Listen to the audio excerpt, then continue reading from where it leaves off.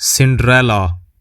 एक दफ़ा का जिक्र है कि एक नेक और नरम दिल लड़की थी जिसका नाम सिंड्रेला था। वो अपनी जालिम सौतेली माँ और दो खुद गर्ज सौतेली बहनों के साथ रहती थी। वो सिंड्रेला से सारा घर का काम करवाती और खुद खूबसूरत कपड़े पहनकर आराम से ज़िंदगी गुजारती थीं। लेकिन सिंड्रेला ने कभी शिकायत नहीं की और हमेशा उम्मीद और नरमी के साथ ज़िंदगी गुजारी। एक दिन बादशाह ने ऐलान किया कि महल में एक शानदार दावत होगी।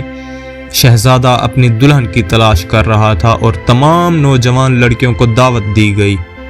सिंड्रेला की सौतेली बहनें बहुत खुश थीं और दिन रात तैयारी कर रही थीं।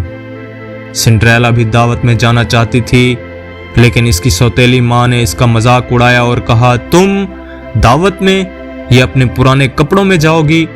दावत की रात सिंड्रेला को अकेला छोड़ दिया गया और वो बहुत उदास हो गई। अचानक एक चमकती हुई रोशनी नमूदार हुई और एक परी इसके सामने आ गई। तुम क्यों रो रही हो प्यारी बच्ची? परी ने पूछा। मैं दावत में जाना चाहती हूँ, लेकिन मेरे पास अच्छे कपड़े नहीं है और ना ही कोई जाने का तरीका है, सिंड्रेला ने कहा।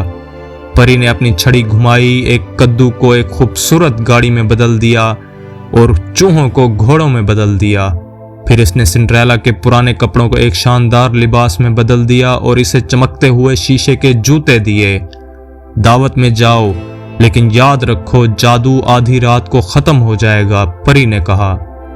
सिंड्रेला महल गई और सब इसकी खूबसूरती देखकर हैरान रह गए।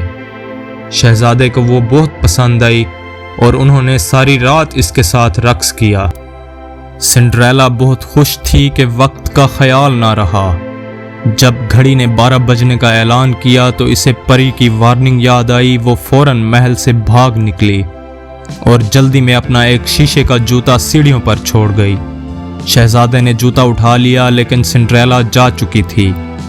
अगले दिन शहजादे ने ऐलान किया कि वो इसी लड़की से शादी करेगा जिसका पाँव इस शीशे के जूते में फिट होगा। इसके खादिम हर घर गए और हर लड़की से जूता पहनने को कहा। जब वो सिंड्रेला के घर पहुंचे तो इसकी सौतेली बहनों ने जूता पहनने की कोशिश की, लेकिन वो फिट ना आया। सिंड्रेला ने दरख्वास्त की कि वो भी जूता आजमाए।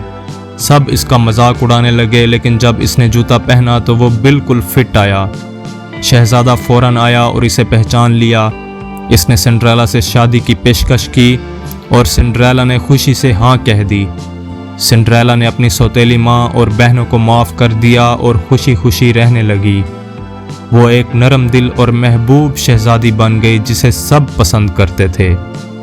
तो प्यारे बच्चों, सिंड्रेला की कहानी हमें नरमी और सब्र से ज़िंदगी की मुश्किलात पर काबू पाने का सबक सिखाती है। उम्मीद है आप सबको हमारी आज की कहानी पसंद आई होगी। अगर आपको हमारी वीडियोस अच्छी लगें तो लाइक, शेयर और आपके अपने चैनल किड्जी स्टोरी लैंड को सब्सक्राइब करना ना भूलें।